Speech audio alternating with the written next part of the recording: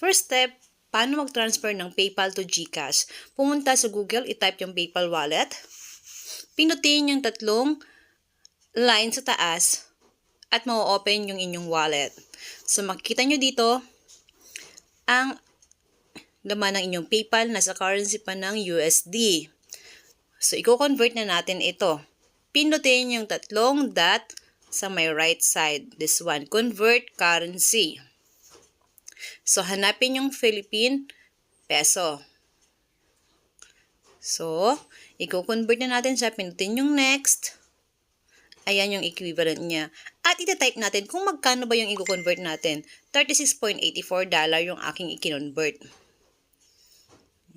Pindutin na yung convert now. So, makikita nyo na, you'll get 2,025 pesos. And then, pindutin yung done.